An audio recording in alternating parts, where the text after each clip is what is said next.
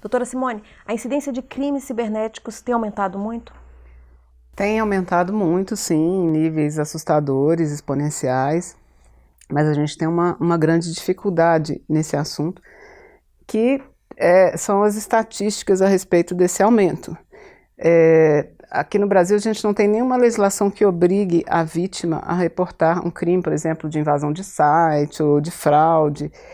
E muitas vezes os bancos privados ou públicos, eles simplesmente não reportam esse tipo de crime e preferem ressarcir os seus clientes, né, para não afetar a credibilidade do banco. E assim também com vários sites governamentais, a gente não tem uma estatística exata, mas tem-se notícia sim que tem aumentado muito a quantidade desse crime, especialmente no Brasil, que é um dos países do mundo que foi apontado numa recente pesquisa como que tem uma das maiores vulnerabilidades na questão ambiental de ambiente cibernético relacionada com sites do governo. Doutora Simone, já ocorreram muitos ataques a essas redes? Como é que é possível mudar essa realidade? A gente tem essa dificuldade de estatística que eu mencionei, e a gente tem uma outra dificuldade também. O crime, hoje em dia, ele não conhece mais fronteiras. Então, a gente pode ter um ataque a um site governamental aqui hoje que está sendo perpetrado por um agente que está na Rússia, que está no Japão, ou seja lá em que país. A própria apuração desse crime, o que a gente tem? São medidas preventivas para evitar que aqueles sites tenham problemas ou que aqueles sistemas tenham problemas, mas a gente não prossegue naquela investigação por uma incapacidade até, vamos dizer, de competência jurisdicional, territorial, porque a gente não consegue nem identificar quem que seria aquele agente. Então, o que a gente tem são medidas realmente preventivas. Ano passado a gente teve um vírus muito conhecido chamado WannaCry, que foi originado especificamente da Rússia, um ransomware, que é um vírus que criptografa todo o conteúdo de um determinado sistema, e depois é pedido um resgate para descriptografar todo aquele sistema. Então vamos imaginar isso dentro de um processo eletrônico.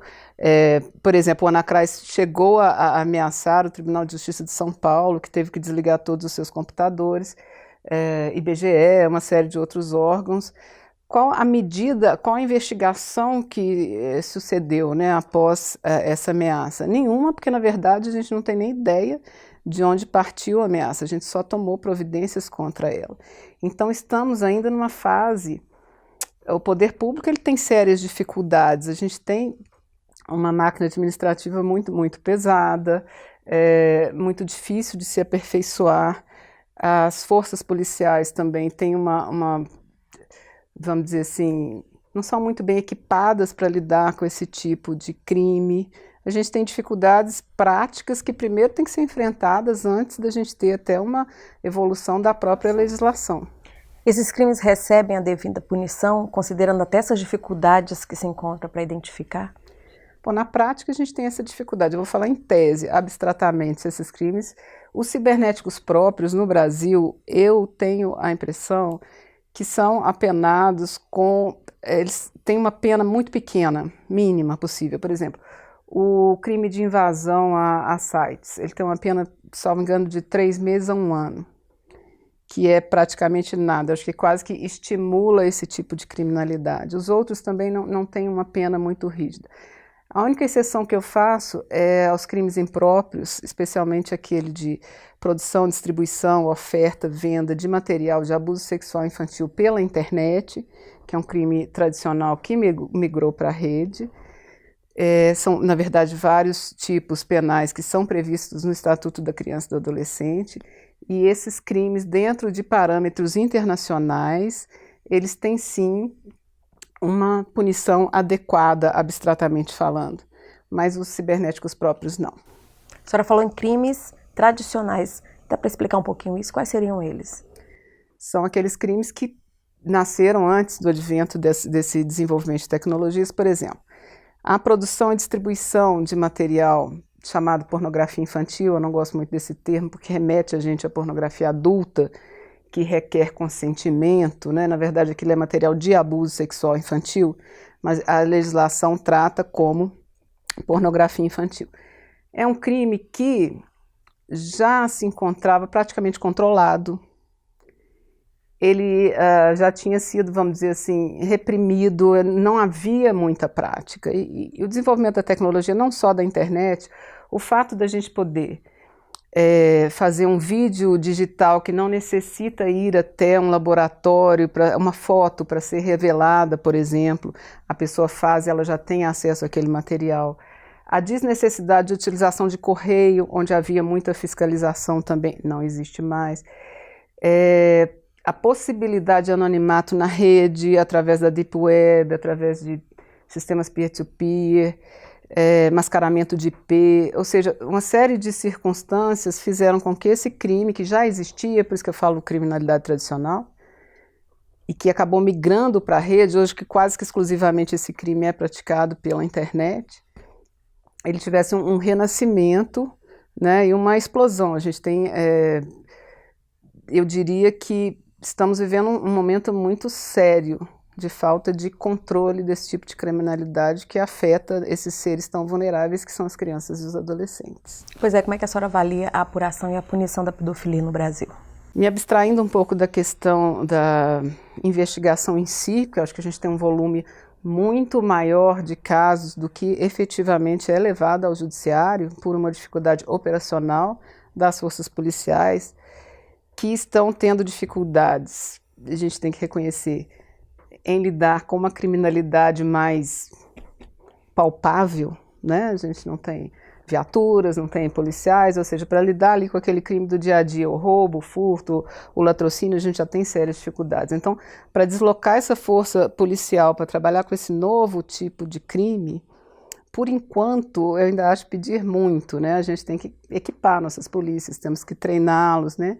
A gente tem ainda pouca apuração. No que diz respeito aos crimes que efetivamente chegam ao judiciário através das investigações criminais e que são apurados, eu diria que eles estão tendo uma resposta adequada, célere e adequada. E essa celeridade vem até mesmo dessa especialização que faz com que os feitos fluam mais facilmente. Certo. E aí, com relação à apuração e ao julgamento desses crimes que envolvem menores, né, crianças e adolescentes, a senhora acha que é importante essa parceria da Justiça Federal com as varas da infância e da juventude para proteger mais essas vítimas?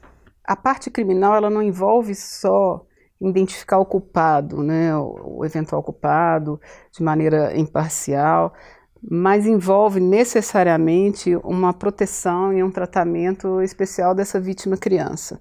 No que diz respeito à Justiça Federal, uma realidade completamente fora da nossa normalidade. A gente nunca, até o advento dessa criminalidade cibernética, dessa distribuição de pornografia infantil pela rede, nunca tínhamos tido vítimas crianças na Justiça Federal, né? Então, esse público foi trazido não só para o policial federal, público entre aspas, nessas vítimas, para o policial federal que também não tem muita familiaridade em lidar com criança, o procurador da República, o juiz federal, os servidores, e todo mundo tem que realmente perceber e se preparar para essa realidade que exige que a gente veja sim uma vítima criança ali que necessita de atenção. E essa parceria com o juizado faz com que essa criança seja, então, protegida através de medidas protetivas que o juiz da infância, somente ele pode aplicar e pode identificar, às vezes até a retirada daquela criança de um ambiente que não é favorável a ela, ou seja, providências que o juiz federal, no que diz respeito, eu tenho uma vara criminal, eu não tenho nenhuma atribuição, competência para tomar esse tipo de medida. Essas parcerias agilizam o processo e protegem também a criança, que tem de ser ouvida o mínimo possível, tem de ser respeitada. Atualmente a gente teve a promulgação da Lei 13.400 e pouco, que impõe, inclusive, um tratamento diferenciado dessa vítima criança, sob pena até de responsabilização do Estado por um tratamento inadequado dessa criança, por exemplo, numa audiência de instrução, por uma oitiva inadequada. Então tem uma série de regras que têm que ser seguidas.